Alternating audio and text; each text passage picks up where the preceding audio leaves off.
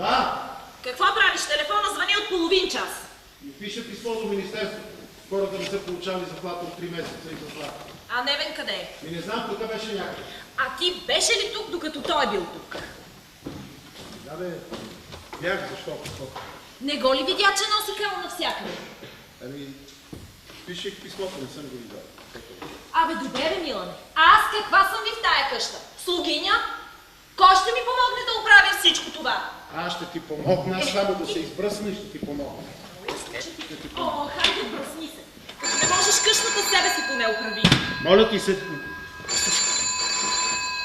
Ако от театъра няма. От театъра. Сигурно е бившата ти жена от сутринта. 3 пъти звъни и мълчи. Ало? Кой на бившата ми жена още? Ти ли си? Как да съм?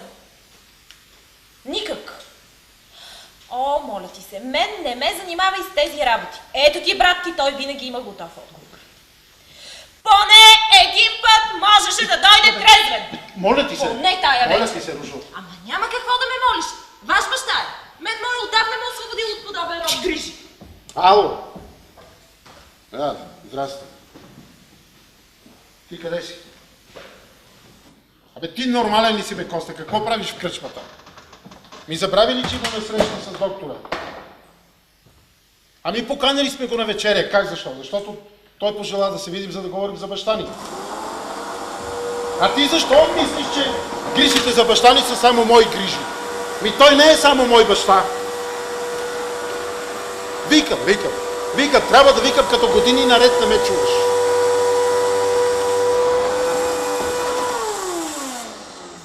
Слушай, бе, ти вече малко си пинал, а? Аман бе, Коста, бе, до кога ще ми създаваш грижи, бе, човек? Слушай, като дойдеш, моля те, не се разправяй с Руша. Ами напусна театър, сега е без работа и е стигнала до там, че чисти гора с пропускникачка. Абе, идиот такъв! Сядай, че се късана! Сядай, бе, Рушо, моля те! Моля ти се, не! Ама аз да не съм ми слугиня тук! Поне един път сами ми помогни! Добре, сега какво да ти помогна? Да чиста гора с пропускникачка. Гори в печка да успея да сте тръгна!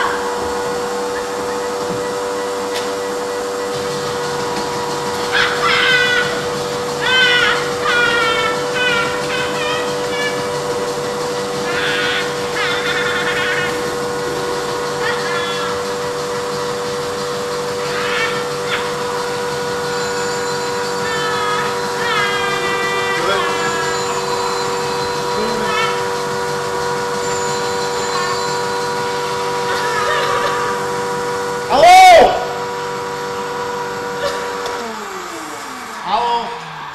Да! И аз при малко това чули. Намали го, бе! Абе, намали го, бе! Ало! Ало! Да! Я моля ти се, я извикай го да ми се обади. Какво? А къде е той? Добре, намери го и му кажи, че ако продължава да създава проблеми, ще го уволня.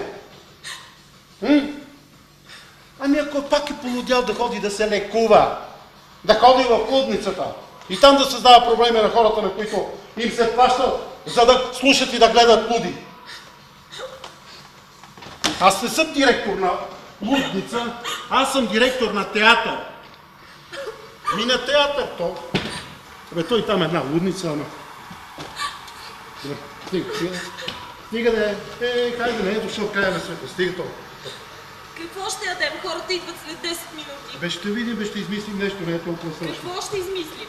Това съвсем не е изгоряло.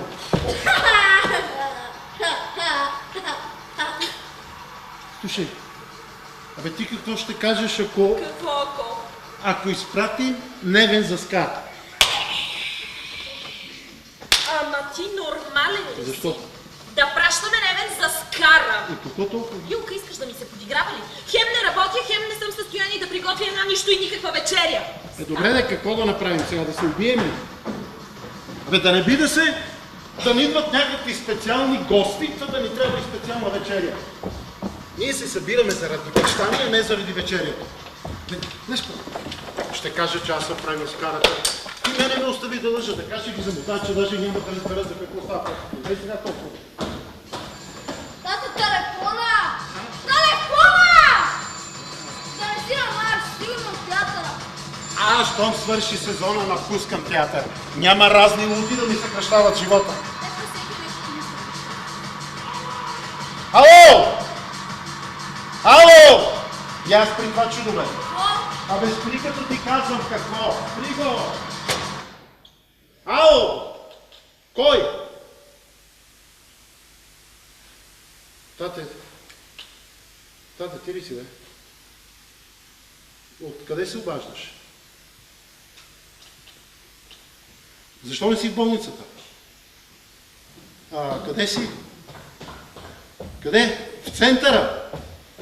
Ага. В центъра. А къде точно? В модна къща. Къде се намира тая модна къща, бе, тате? Ало, тате! Дядо стана манекен! Ружо, моля те, плати го да не го окатявам аз. Кой има? Ами не го ли виждаш? Подигравай ми се. Ало, тате! Тате! Тате, чак, тате, кажи ми. Добре, разбрах. Къде се намира тая модна къща? Добре, разбрах, че е в центъра, ама... Бе, виж там какво има наблизо. Какво има? Модна къща. В модната... Добре, де, какво правиш тая модна къща? Тя къде се намира там? Какво има там? Реп за вестници. Ружо, моля те, укрути го, не мога да се... Абе, укрути го, бе. Ало, тате! Абе, стига, бе, кретен, не мога да разбера от тебе нищо, бе. Не казвам на тебе, тате, тук говоря на сина си. Ало, стига, бе! Ало! Ало, тате, какво правиш в модната къща? Какво? Купуваш конче? Ало, тате, чакай малко. Абе, махи се тук. Тате! Тате! Чакай се. Слушай ме сега. Слушай малко, ти. Знаеш ли, че като тръгнеш да излизаш, трябва да го платиш? Ами да го плати. Стига, бе! Откъде имаш пари? Каква жена, бе? Ало! Ало, тате!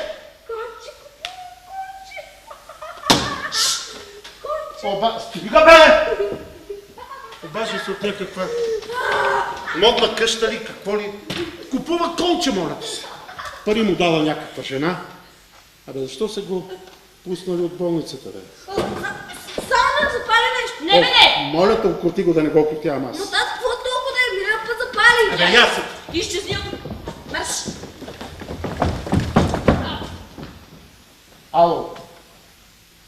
Ало. Госпожо, моля ви, доктор Бойч. Да, благодаря. Онзи олигофрен доктора е на някаква сватба. Ама каква сватба, нали? Идеята да се съберем тази вечер е негова. Ами, сватба. до сега всичко беше наред, ама като го знам какъв контингент лекува, не би ми изненадал. Невене! Ела тук, Невене! Ама ти сериозно ли мислиш да пращаме Невен за скара? Дай ми там някаква тенджера. Бе, какво ме зяпаш вече 7 часа, хайде? О, Боже! Невене! Защо ме наказваш? Невене, бе! Ела тук, ела. Тате, защо дядо е в лудница? Дядо ти е в болница. Той просто е болен. И на практика е болен в глава. Какво ти не говори тия глупости? Ох, нищо. Така, слушай сега. Значи отиваш до магазина, ние сме трима. Ти... Отивам да махна тази престилка. Като ще сервирам скара, поне да не изглеждам като келнерка. Направо ни обеси. Той, не бъш, не чакай сега. Значи, какво беше? Ние сме трима. Ти... Така, чичо си. Абе, яко. Купи там 50 кебабчета и 30 кюфтета и това. И не показвай парите пред тия от дома за сираци. Знам. И разбрали всичко, запомни ли всичко? Да ми запомни. Макар, че непрекъснато викате, че съм идиот. Кой ти вика идиот, бе, идиот такъв? Ето ти, когато мама мутне. Добре, бе. Хайде, стига, там и това. И не си боли, дай.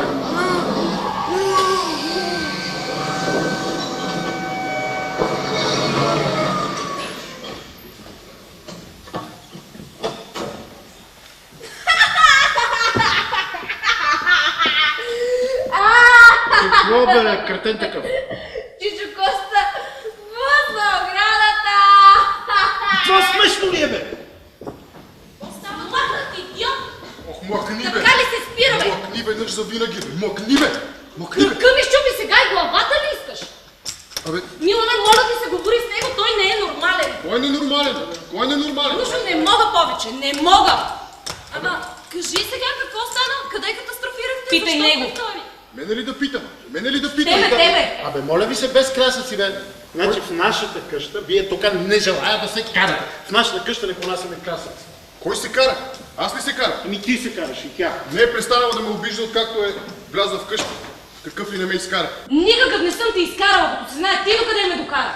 Живота ми опропасти! Мъкни, ма. Мъкни и спри да се хваташ с тия патерици, като че ли си цаката. Ти ли ще ме гледаш утре? Ти ли ще ми помагаш? Не ми зарасне крака, да остана инвалид. Чувате ли я, бе? 5 години не я затвори тая уста. 5 години ме убива систематично. Кой те убива? Аз ли те убивам? Ти, кръвта ми с сламка пиеш.